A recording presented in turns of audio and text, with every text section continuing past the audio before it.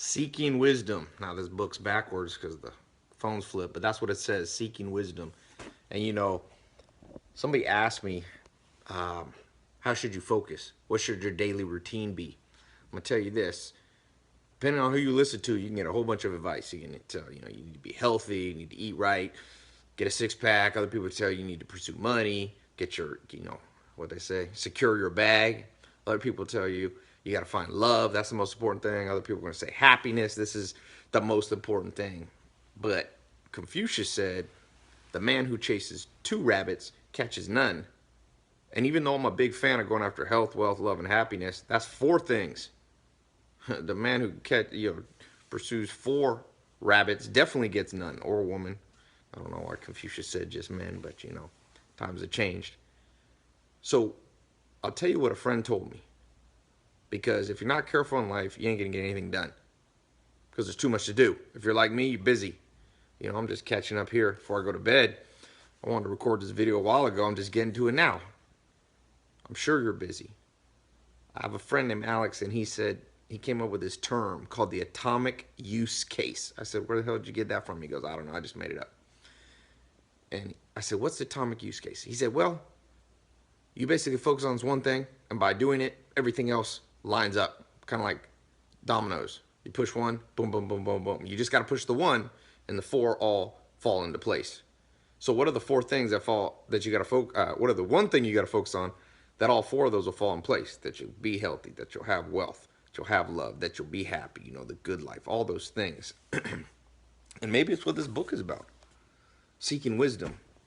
Wisdom is common sense, and common sense isn't common anymore. You see, if you get wisdom, you'll know what to believe about being healthy, because there's a lot of diet fads out there.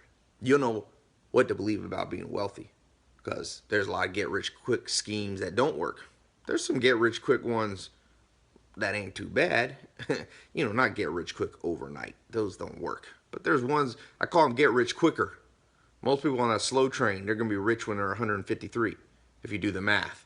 That's the slow train. You want to be alive. So you don't want to get rich quick, but you do want to get rich quicker. And I'm not talking about everyone need to be a billionaire. That's not practical.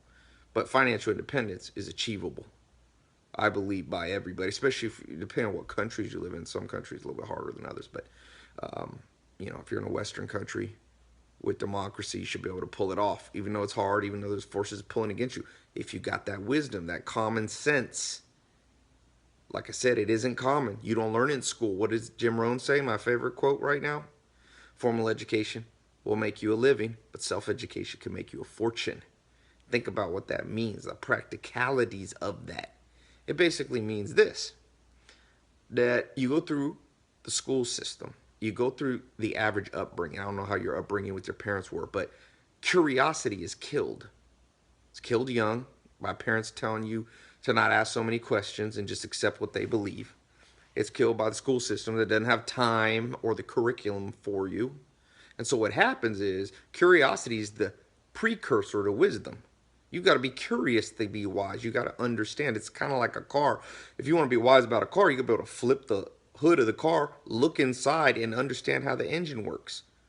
Because if you don't have that, any mechanic could tell you anything or rip you off. And that's how most people's lives become. They get ripped off because they don't understand what's under the hood. They don't understand how the engines work. They don't understand psychology of how people. That's part of wisdom. You got to know how to read people. They don't understand how economics work. So they don't understand a little bit about the stock market. You got to know about real estate. You got to know about persuasion and sales, because sometimes you're going to have to show people your side of the story and do it convincingly enough that they believe you. Part of the reason I've made some of my businesses around online education. I got the 67 steps, and I got the online real estate and social media marketing agency and the accelerator that teaches you how to become an entrepreneur. I got these different programs because I realized it's not out there unless you read a lot of books, and most people don't have time to read books. So it becomes very tricky in the modern world to get this wisdom because most people ain't wise. Most people don't take the time. Most people's curiosity has been killed. So you got to revive it in yourself. I was with Grant Cardone earlier today, and one of the things that stuck out of my mind, he interviewed me on his Grant Cardone TV, and he's making a lot of money there. But one thing that stuck me out is for you to be able to accomplish that, right? He's a smart guy. He's put in his years, figuring out how to do that. And for you, at the end of the day, if you don't have common sense and wisdom, you'll make a lot of money, you'll lose it. Did you know the average person who wins the lottery is broke 5-6 years later?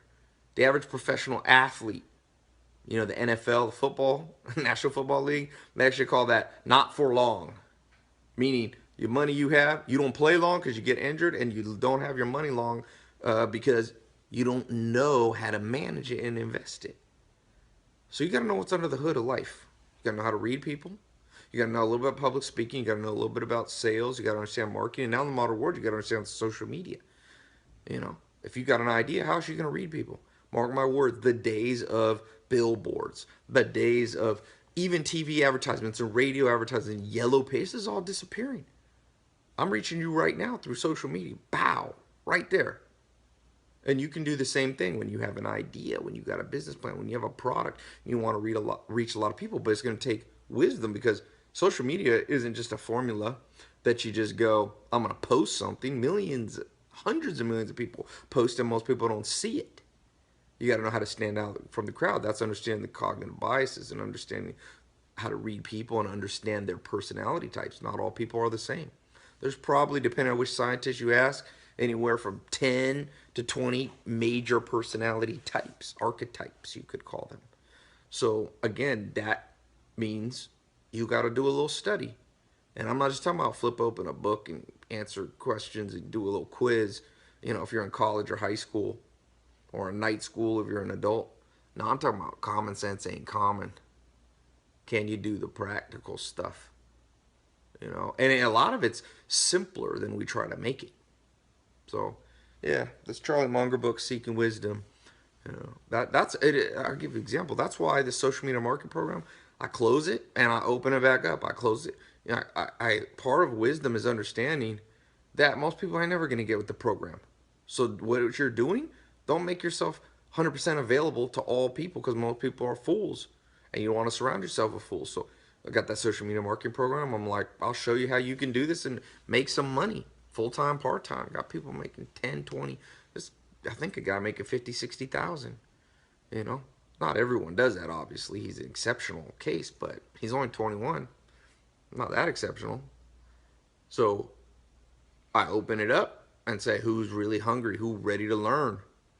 And amazingly, even when I show results, half the people are either skeptical, because when you don't have common sense, you don't know when to be open-minded versus when to be pessimistic. That's a balancing. Sometimes you must be cynical, but sometimes cynicism closes the doors on opportunities. People don't get that. Sometimes cynicism closes the door on opportunity. And sometimes it's wise to be cynical because you're about to be ripped off. You got to know how to discern and tell the difference. That's common sense, a.k.a. wisdom. I closed that program down. Some people are like, why can't I get in it? I closed the real estate one for 6 months. People thought I was joking. No, I do that on purpose because it separates. It separates the hungry from the fakers. People hungry to learn from the fakers. And then as people graduate, I open up a few spots. I think it's open right now. Social media thing. I'm going to close it back up, and then people snooze, they lose. You got to know how to do that. You got to know how to probe and test. Most of your problems will come from people, even more than economics and who's the president and recessions. Those cause problems, don't get me wrong, and weather causes problems, and hurricanes and all that, earthquakes. But the majority of people's problems are getting along and being people exploiting you. So that's another big thing. That's one of the things that you learn when you do social media. You learn to read people because you interact with a lot of people. I get thousands and thousands of comments a day across all my social media and emails. And it's made me, I think, have a little more common sense that I didn't have before. So at the end of the day, your ability to get health, wealth, love, happiness, the 4 pillars of the good life, come from a single-minded focus on wisdom. And what is wisdom? Well, it's the common sense you get from being curious and observant and trying things and not being afraid, not procrastinating, being fearful, So I hope you find it. I'm seeking it. I don't always, you know, I stumble upon it at times. Sometimes I'm wise and sometimes I'm a fool. And hopefully, as you get a little experience, the days where you're foolish are outnumbered by the days that you're wise and you put a little common sense. You know, get out on a farm too. Get out of the city. City will make you lose touch with reality. Go take a hike. Go camp. You know, go take a boat out, fishing boat out in the middle of the ocean. Something to reconnect, get grounded.